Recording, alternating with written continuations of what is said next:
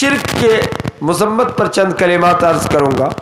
कुरान करीम की आयत जो मैंने तिलावत की है, आयत का तर्जुमा है कि बेशक अल्लाह शिर्क को माफ़ नहीं करेगा। शिर्क के अलावा अल्लाह जो भी चाहेगा माफ़ कर देगा। यह आयत करीमा से आपको ये बात समझ में आई कि दुनिया में कोई गुनाह, बड़ा से बड़ा गुनाह, संगीन जुर्म अगर आप किए हैं लेकिन फिर भी आपको जन्नत की उम्मीद है, इसलिए अल्लाह ने कहा ला तक़नतु मिन रहमतिल्लाह, अल्लाह की रहमत से मायूस मत हो जाइए कि हमको जन्नत मिलेगी, मिल सकती है। दलीलों में कुरान और हदीस में मौजूद है, दर्जनों दलील। बुखारी मुस्लिम की रवायत मौजूद है कि एक आदमी ने जिंदगी में कोई नेकी का काम नहीं किया लेकिन शिर्क नहीं किया। हालत शिर्क में मरने वाला, उसका कोई गुनाह माफ नहीं किया जाएगा अल्लाह के दरबार में, शिर्क का गुनाह। समझ रहे हैं?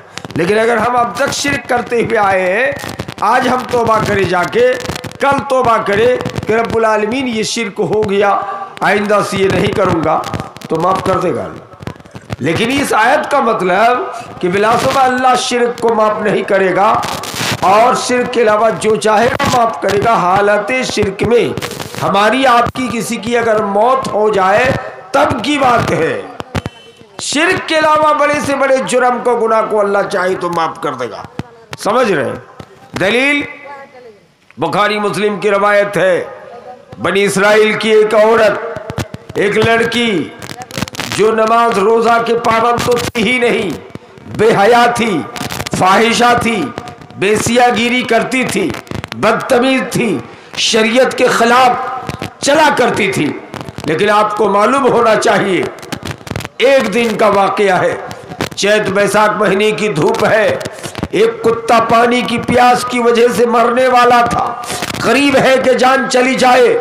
इस औरत ने कुएं से पानी निकाल के कुत्ते को पिला दिया। अल्लाह को ज्यादा पसंद आ गया, अल्लाह ने उस औरत को जन्नती बना दिया। क्यों? शिर्क नहीं की थी। इस तरह बनी इसराइल की दूसरी कहानी, एक जालिम आदमी इतना गुनाह किया था कि अपने बेटों को वसीयत किया था कि बेटो जब मैं मर जाऊंगा तो मेरी लाश को जला देना, राख बना देना, हवा में उड़ा देना। ऐसे ही किया बेटों ने मरने के बाद। अल्लाह ने उसको जिंदा करने के बाद पूछा कि तुम क्यों ऐसा हुक्म दिए हो? कहने लगा अल्लाह तेरे डर से। इतना गुनाह किया था रब्बुल आलमीन, शिर्क नहीं किया था लेकिन गुनाह बहुत किया था, मुझे डर था कि तू मुझे पकड़ेगा, तू जिंदा छोड़ेगा नहीं। रब्बुल आलमीन इसी डर से मैंने अपने आप को जलाने का हुक्म दिया था। अल्लाह ने कहा मेरे डर से तुम जलाने का हुक्म दिया है, जाओ मैं तेरे सारे छोटे बड़े गुनाहों को माफ करके तुमको जन्नती बना। समझ रहे? कुत्ते को पानी पिला के बेसिया जन्नत जा रही है, अपनी लाश को जलाने की वसीयत करके ये जालिम गुनहगार जन्नत में जा रहा है। तीसरा बनी इसराइल का जालिम आदमी जो जिना भी बहुत किया था, 99 आदमी को कत्ल किया था, आके कहा था कि अल्लाह हमें तू माफ करेगा कि नहीं।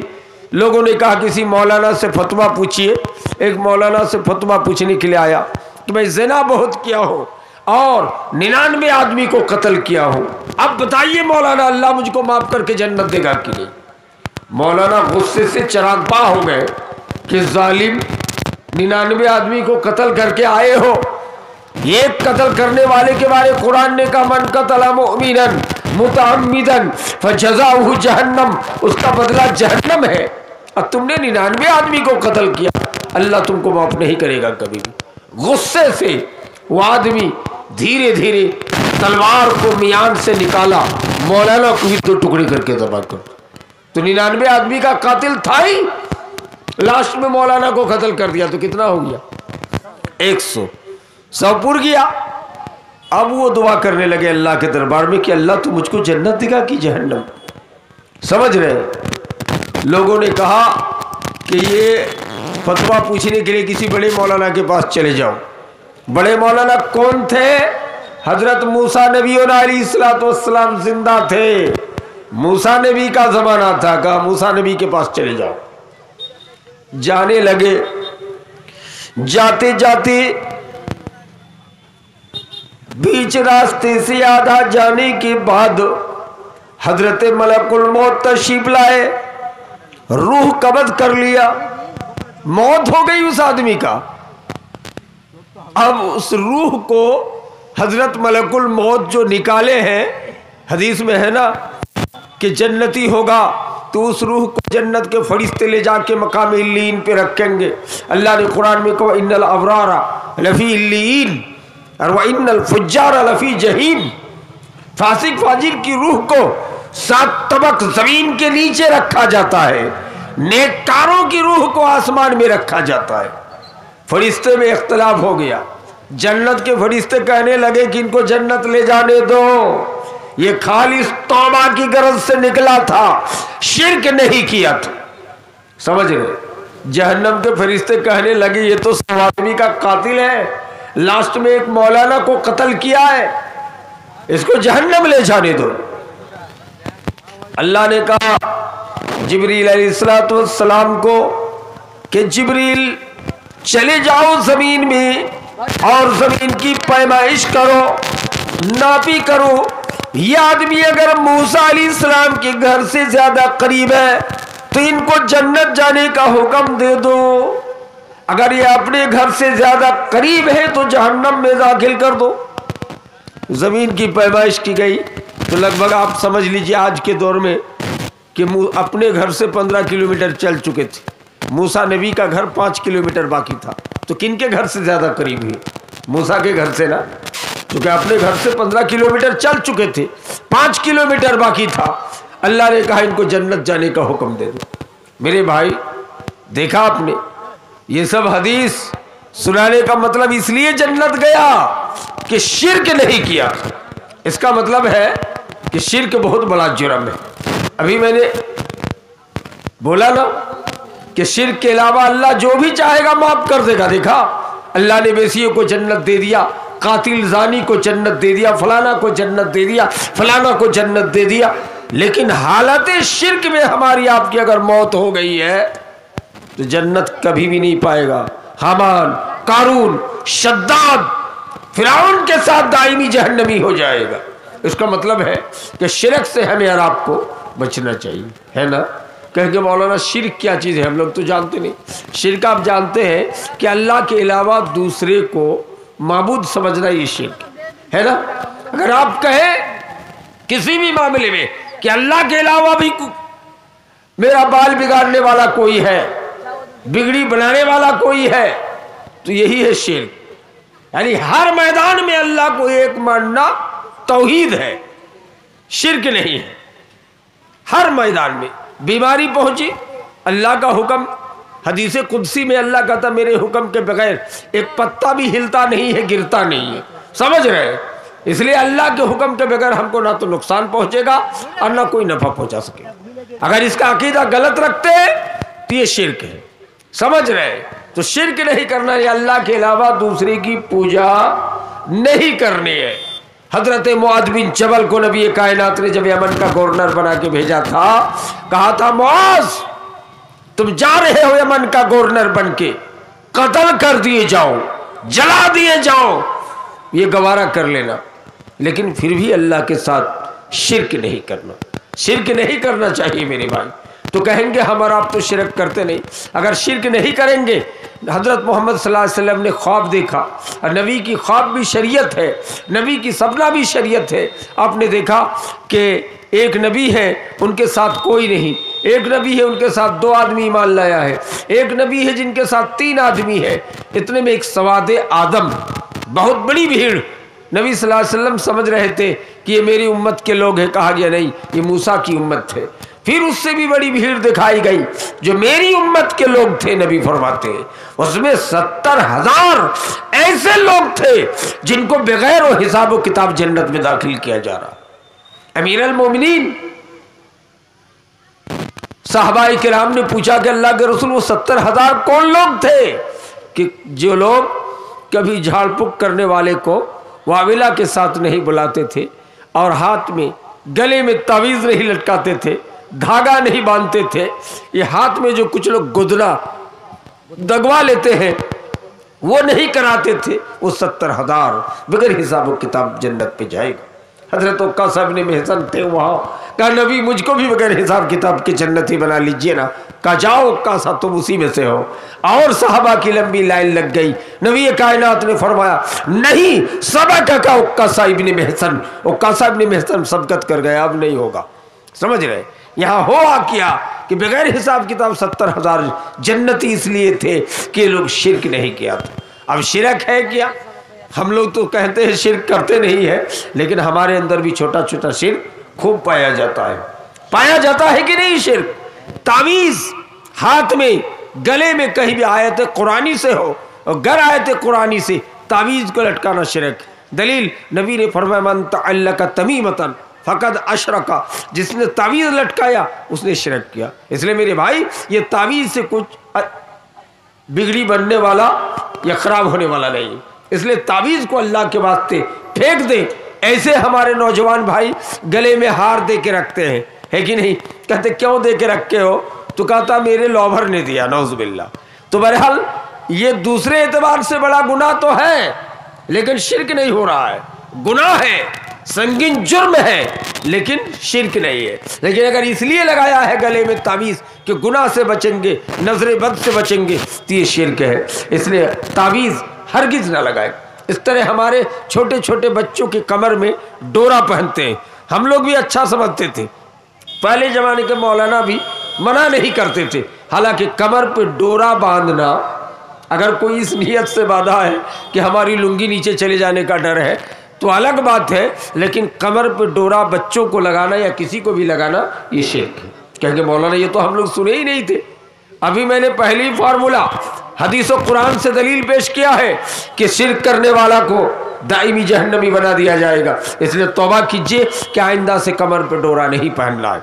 इस तरह हम लोग अपने घर को, आंगन को गोबर से पुताई करते, लिपाई लेपते हैं ना, पुताई करते हैं गोबर से। अल्लामा इमाम इब्न तैमिया रहमहुल्लाह ने आज से 450-500 साल पहले अपनी किताब में लिखा है कि घरों को गोबर से पुताई करना शिरक है। कहेंगे मौलाना बालू रेत का इलाका है, अगर गोबर से पुताई करते हैं तो टाइट हो जाता है और ये फटता नहीं है, इसलिए करते हैं। मुमकिन है अल्लाह माफ़ कर देगा, ये अलग मामला है। लेकिन इमाम इब्न तैमिया कहते हैं कि शिरक से बचते हुए, चाहे आज के मॉडर्न दौर में तो छत में मकई धान सूखा जाता है, या इस तरह से जाल खेत खलियान में रंग बिरंग का इंतजाम हो गया है, आपको पुताई करने की कोई ज़रूरत नहीं है। इसलिए गोबर से हम अपने घरों को हरगिज़ पुताई ना करें। अब देखे होंगे पूजा पाठ के मौके पर बाज़ारों में हमारे हिंदू भाई के यहाँ इतनी सी जगह कच्ची बाकी है या कच्ची नहीं है तो उसको भी गोबर से पुताई करते हैं। पता चला कि ये शिरक में शामिल है, इसलिए हम अपने घरों को गोबर से पुताई ना करें।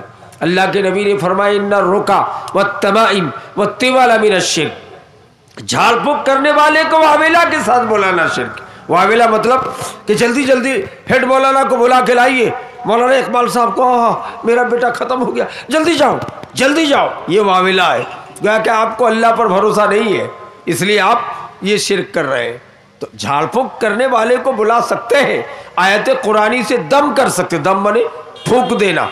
दलील मुस्लिम शरीफ की हदीस है कि नबी सल्लल्लाहु अलैहि वसल्लम एक बूढ़े आदमी के पास होकर गुजर रहे थे और वो आदमी लंबी लंबी सांस ले रहे थे, तो नबी कायनात सल्लल्लाहु अलैहि वसल्लम उनकी पेशानी में हाथ रखकर कुरान की कुछ आयतें पढ़ के दम कर दिए, वो ठीक हो गया। इस हदीस से पता चला कि आयत कुरानिया से फूंक देना, दम करना शिरक नहीं है, ये नेकी का काम है। बाद हदीसों में यहाँ तक दलील आया है कि अगर पानी या तेल में भी कोई दम कर दे आयत कुरानिया से तो चल जाएगा, लेकिन उसको वावेला के साथ बुलाना कि मौलवी साहब को बुला के लाइए, डॉक्टर को बुला के लाइए, मेरा बेटा ख़त्म हो गया, ये गलत है, ये वावेला है। अल्लाह कहता है कमुल हाकिमीन मैं हो, आसमान ज़मीन पैदा करने से 50,000 साल पहले हर एक का तकदीर लिख दिया हो और हर एक का मौत और हयात का जिम्मेदारी लिख दिया हो कि ये मरेगा ये बचेगा, दुनिया की कोई ताकत इनको बचा नहीं सकेगा और दुनिया की कोई ताकत इसको मार नहीं सकेगा अल्लाह के हुक्म के बगैर। फिर आप इतना परेशान क्यों हैं? इलाज तो करा सकते हैं, तवक्कुल अल्लाह के मुनाफी नहीं है, लेकिन आप वाविला के साथ हरगिज़ ना बुलाए, ये शिरक में शामिल। मैंने हदीस सुनाया, इन्ना रुकावत तबाई, तावीज़ का लटकाना शिरक है। वह तिवाला, साहबा किराम ने कहा कि अल्लाह के रसूल तिवाला क्या चीज़ है? आपने फरमाया अमलुल हुब, मोहब्बत का अमल। मोहब्बत का अमल। कोई नौजवान आके कह रहा है मौलाना साहब कोई जड़ी बूटी तावीज़ दे दीजिए, इसलिए कि जो लड़की से मैं मोहब्बत करता हूँ वो लड़की मुझसे मोहब्बत नहीं करती है। ये सीधे साधे बेईमान 500 रुपया लेकर, 1000 रुपया लेकर के उस नौजवान को गुमराह करने के लिए जादुई कलिमात की तावीज़ या कुछ बना के दे देता है। ये सब शिरक है। अल्लाह के रसूल ने कहा मोहब्बत घटाना बढ़ाना कोई इंसान की बस की बात नहीं है, वो जादुई अमल है, होता है लेकिन वो गलत।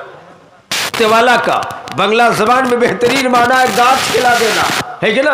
बेटी आके शिकायत कर रही है माँ के सामने, दादी के सामने, कि आपके दामाद मुझको देखना नहीं चाहता है, मैं मेरे रहते हुए दूसरी लड़कियों के साथ घूमता है, इसलिए कुछ दे दीजिए ना। तो ये करती क्या है दादी या उनकी मम्मी जो करीबाज टाइप की है, जड़ी बूटी की कुछ उठा के लाके अंडे के साथ केले के साथ दामाद बाबू को खिला दिया गया या सास को खिला दिया गया ताकि देखना चाहे, मोहब्बत करी। नबी कायनात फरमाते कि गाछ खिलाने वाला अमल ये शिरक है। अब दुनिया का हर पापी को माफ़ किया जाएगा, शिरक को माफ़ नहीं किया जाएगा। इस तरह डैन का मामला भी शिरक है। कोई किसी पे नज़र लगा दे ये शिरक है। इसलिए डैनगिरी का अमल अगर कोई माँ या कोई भाई हमारे करते हो, ये जादुई अमल है, इससे हमें आपको परहेज करना चाहिए। मैंने कहा है कि दुनिया के हर पापी को माफ़ किया जाएगा, लेकिन मुशरिक शिरक करने वाले को माफ़ नहीं किया जाएगा। इसलिए हम दावा करें, कोशिश करें कि हम शिरक नहीं करेंगे। मेरे भाइयों, हमारे माशरे में बहुत सारे शिरक पाए जाते हैं। उसमें पहले ज़माने में जब घर पे बच्चा पैदा होता था तो उनको जाल लटका दिया जाता था, काठी वाला जाल, कहते बच्चे को चुरा चुन नहीं खा लेगा। यह अकीदा शिरक है। अल्लाह कहता मैं हुक्मुल हाकिमीन हूँ, हयात के साथ मैं मौत को आसमान ज़मीन पैदा करने से 50,000 साल पहले लिख दिया हो। तुम कौन होते हो कि अल्लाह को छोड़कर दरवाजे पर जाल लगा के रखे हो कि इस जाल के जरिए से चुरा चुन्नी बच्चे को नहीं खाएगा। ये शिरक है। किसी के घर के सामने दरवाजे में आके कौवा काई काई कर दिया। हमारी माएँ बंगला ज़बान पे बोलती रहती है कि ये कौवा बहुत ये कर रहा है, लगता है किसी की मौत हुई है। इत्तेफाक ऐसा हुआ भी है कि उस कौवा की काई काई करने के बाद किसी की मौत हो भी गई हो, है ना, अकीदा बन गया हो। नबी कायनात फरमाती है किसी जानवर पर काई काई का कौवे की मौत का अकीदा रखना ये शिरक है। अल्लाह कहता है ये कौवा फौवा किसी को कुछ पता नहीं है, मैं मौत जब देने का वो लिख रखा हो और वो हो गया है, आप कौवे पर अकीदा रख के अपने अमल को बर्बाद कर रहे हैं। आप बर्बाद करने से बचे मेरे भाई। इस तरह बहुत सी माएँ हैं, हाथ से लोटा गिर गया, प्लेट गिर गया, बर्तन गिर गया तो कहते मेहमान आने वाला है। ये तमाम बातिल अकायद है, शिरक है।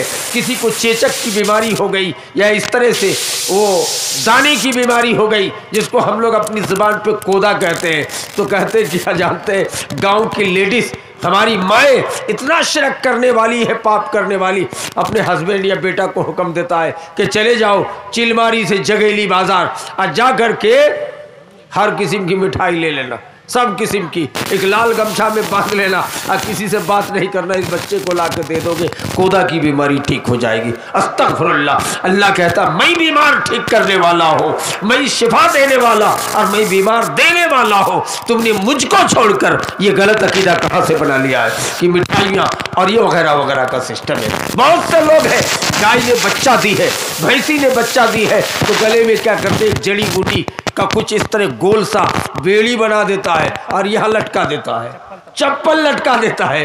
क्यों? कहा नजरे बद से बचेगा, ये भैंस दोहने देगी, गाय दोहने देगी। नबी फरमाते नजरे बद से बचाने के लिए कोड़ी लगाना या सिंग लगाना ये शिरक है। इस तरह किसी का केला है, एक ही खानी है, कहते नजर लगा देगा, उसमें चूना घस दिया, कटहल है, पपीता है, जाल से घेर दिया है, और हिफाजत के लिए घेरा हो तो गुनाह नहीं है, लेकिन इसलिए घेरा है उसमें काली, उसमें हड्डी लटका के रखा है कटहल के दरख्त में ताकि नजरे बद से बच जाए। ये तमाम अकायद शिरक है। मैंने पहले कहा था कि तमाम मुजरिम क़यामत के मैदान पे माफ़ किया जाएगा, लेकिन शिरक करने वाला माफ़ नहीं किया जाएगा। इसलिए मेरी माएँ ये शिरक ना करें। कोदा हो, चेचक हो, कोई भी बीमारी हो, अल्लाह कहता मैं जब चाहूँ उसको ठीक कर सकता हूँ और मैं जब चाहूँ तो उसको कभी कोई ठीक नहीं कर सकता है। मेरे भाइयों, आप अपने बच्चों को, अपने अकायद को ख़राब ना करें, बर्बाद ना करे। हमारे माशरे में शिर्क पाए जाते हैं, है कि नहीं। दाएं से सियाल गुजर गया, कहते बरकत है। बिल्ली रास्ता काट दी तो हिंदू भाइयों की तरह कहते हैं कि बिल्ली ने रास्ता काट दिया है। बिल्ली रास्ता उसका नहीं काटती है, ये जानवर को गुजरना रहता है। कुत्ता गुजर गया बेचारा कोई बात नहीं, शेर गुजर गया कोई बात नहीं, नेवला गुजर गया कोई बात नहीं, बेचारी बिल्ली रास्ता गुजार दी तो कहते रास्ता काट दिया। ये सब कोई अकीदा नहीं है, इस पर भरोसा नहीं रखना चाहिए। लेकिन मेरी माँ बहनों को डायनगिरी हरगिज नहीं करना चाहिए। अल्लाह के रसूल ने फरमाया लानत है उस आदमी पर जो किसी बच्चे पर नजर लगा दे, किसी गाय पे नजर लगा दे कि दुहने ना दे। ये नजर खराब चीज है। एक साहबी जा रहे थे, नबी के घराने की एक बच्चा, एक साहबियात की बच्ची लेके वो बैठी थी। वो देख के कहा बच्चा कितना खूबसूरत है। वो बच्चा बड़ी बड़ी आंख कर दिया। नबी कायनात ने पूछा कौन गुजरा अभी, तो फलाना आदमी। उसको बुलाया, उसको गुसल दिला के उसका पानी लेके उस बच्चे को नहला दिया। पूरी जादू खत्म, बीमारी खत्म हो गई। इसका मतलब कि नजर बरहक है, हमारा आप कोई भी नजर। इसलिए कोई खाने सामने ना बैठे। ये जो हम लोग जहीं तहीं खाते फिरते हैं ये सब शरीयत के मुताबिक नहीं है। खाना बेहतर जगहों में खाना चाहिए जिसमें सबकी नजर ना पड़े। अगर पड़ जाए तो कहना चाहिए कि आप भी खा लीजिए, इसलिए कि अच्छा आदमी की भी नजर लग सकती है। हमको भूख लगी हुई है, मौलाना खा रहे हैं, दिल कर रहा है कि हमको भी मिलता तो खा लेते। नबी कहते हैं कि अगरचे हम डैन नहीं है, हम कोई धामी नहीं है, लेकिन हमारा भी नजर लग जाएगा। इसलिए कहने वाले को कहना चाहिए नहीं खाएंगे। हम लोग अरबी में मौलाना लोग जानते कहते बारक अल्लाह, अल्लाह आपके खाने में बरकत दे, नजर नहीं लगेगा। नबी किसी बच्चे को लेते थे गोद में तो कहते बारक अल्लाह फी हयातिही, ये अल्लाह इसके जिंदगी में बरकत दे। अगर दुआ दे दोगे तो बच्चा को नजर नहीं लगेगा। लेकिन अगर दुआ नहीं दिए हैं, ऐसे बच्चे को गोद में लेकर कह रहा है आह कितना खूबसूरत बच्चा है, किस चक्की का आटा खा के तैयार हुए हो, नजर लग जाएगा। नबी कायनात ने नजर बद से बचाने का ये सब तरीका बताया है। गाय भैंस बैल को दुहने के समय या भैंसी को गाय को उसको दुहते समय नबी कायनात ने तालीम दिया है कि कुछ सूरतें पढ़ के दम कर दो, पानी छिड़क दो, इंशाअल्लाह ठीक हो जाएगा। गांव के धामियों को जादूगरों को चाहिए कि हरगिज नजरें बद ना लगाए, गलत तरीका है, किसी को खराब ना करे, ये सब चीज़ से बचने की कोशिश करें। इस तरह हम लोग पहले ज़माने में बैगन लगाते हैं या कोई खेतियाँ, उसमें एक दो ठो मूरत ऐसे तैयार कर देते हैं, है कि नहीं। ये सब चीज़ गलत है, ये शिर्क है, ये शरीयत के खिलाफ है। बहुत से लोग अपने घरों में दीवार की घर है, उसमें सींग लगा के रखा है गाय के भैंस का। कहा क्यों? कहा यहाँ से जिन का गुजर होता है, भूत का गुजर होता है, इसलिए ऐसा दिखे रखे। ये सब गलत है। शिरकी अकायदे जिन भूत का कोई अलग से घर नहीं होता है। नबी ने फरमाया वला गौला वला अदवा, इस तरह हद से तजावुज मुताद्दी बीमारी भी कोई चीज़ नहीं है। मेरे भाई ये लंबा मौजू है, टाइम ख़त्म है, उलमाए कराम तशरीफ़ ला चुके हैं और तो मौलाना को सुनना है। ये मौजू 1.5-2 घंटे की है। आपको एक एक करके सिरशाबादी के अंदर भी जो शिर्क पाया जाता है उसको गिनाते रहते। मैं आपसे गुजारिश करूँगा कि कोशिश ये करें कि हर चीज़ में बिगड़ी मेरा बनाने वाला अल्लाह है, बिगड़ी बनाने वाला अल्लाह है। हम डरे नहीं, शिरक नहीं करें। शिर्क से बचने का तरीका हजरत बिलाल है। हजरत बिलाल को गरम रेतों पे लिटा के पत्थर रखा जाता, कहा एक अल्लाह कहना छोड़ दो, कहा नहीं मैं मर जाऊंगा लेकिन अल्लाह अहद कहता रह जाऊंगा। देखा तौहीद पर अमल है, शिर्क से बचा। हजरत खुबैब को फांसी में चढ़ाया जा रहा था, कहा कि कहो मोहम्मद के पैर में कांटा चुभ जाए तुमको छोड़ देंगे, कहा नहीं कहूंगा, मैं मर जाऊंगा लेकिन ये मुझको कहना गवारा नहीं है कि मेरे नबी के पैर में कांटा चुभ जाए। मेरे भाइयों हम कोशिश करें कि किसी भी हाल पे शिर्क ना करें, शरीक को सही अल्लाह के साथ किसी दूसरे को ना ठहराए। इस तरह हाथ पकड़ के धामी के पास ना दिखाए। बहुत से लोग हैं हाथ पकड़ के देखो ये रेखा हाथ का क्या कहता है, हमारी तकदीर कैसी है, हमारी ज़िंदगी कैसे गुजरेगी, ये तमाम चीज़ें बताना और बताने वाला ये सब शिरक है। नबी ने फरमाया मन आता साहिरन, और एक में मन आता राभन, जो जादूगर या धामी के पास आया कुछ चीज़ पूछने के लिए कि हमारी मुकद्दर पे क्या है। ये सब गलत है, ये सब शिरक है। और दुनिया के हर पापी को माफ़ किया जाएगा, लेकिन हालत शिरक में मरने वाले को माफ़ नहीं किया जाएगा। अल्लाह ताला से दुआ करते रब्बुल आलमीन हम तमाम मुसलमानों को तौफीक दे कि हम मर जाएं, मिट जाएं, लेकिन अल्लाह के साथ किसी को शरीक व सहीम नहीं ठहराएंगे। हर वक्त हम भरोसा रखेंगे, अल्लाह का नाम लेके निकलेंगे। मोमिन का हर काम इबादत है और इबादत हम अल्लाह की रज़ा के लिए करेंगे। अल्लाह के साथ किसी को शरीक व सहीम नहीं ठहराएंगे। कोई बेईमानी का काम नहीं करेंगे। दुकान खोलते समय बोहनी बट्टा का अकीदा नहीं रखेंगे। अगर बाकी नहीं देना है तो कभी नहीं देंगे। ऐसा नहीं बोलेंगे कि दुकान में अभी बोहनी बट्टा नहीं हुआ, ये कहना भी शिरक है, ये गलत तरीका है। हम हर हाल में अल्लाह पे भरोसा रख के अल्लाह के नाम पे दुकान मकान खोले, अल्लाह के नाम पर बिस्मिल्लाह कह के हर काम करें। मोमिन की हर काम इबादत है। मेरी माएँ, आप हरगिज डाइन का काम ना करें। बच्चों को भी नजर बद से बचाने के लिए हमारी माएँ करती क्या है, बच्चे के माथे पर एक काला सा काजल का टीका लगा देता है। क्यों? कहते नजर बद से बचने के लिए। ये तमाम काम शिरक है। नबी ने तालीम दिया कि बच्चों को गोदी से बाहर ले जाओ तो आयतुल कुर्सी पढ़ के दम कर दो, उसके बाद बच्चे को बाहर ले जाओ। बड़े से बड़े धामी नजर लगाना चाहेगा, लगा नहीं सकता है। मेरे भाई कोशिश करें और अल्लाह से दुआ करते हैं कि अल्लाह हमारी माओं को, हमारी बहनों को, हमारे भाइयों को छोटे छोटे शिरक से बचने की तौफीक अता फरमाए। अस्सलामु अलैकुम व रहमतुल्लाहि व बरकातहू।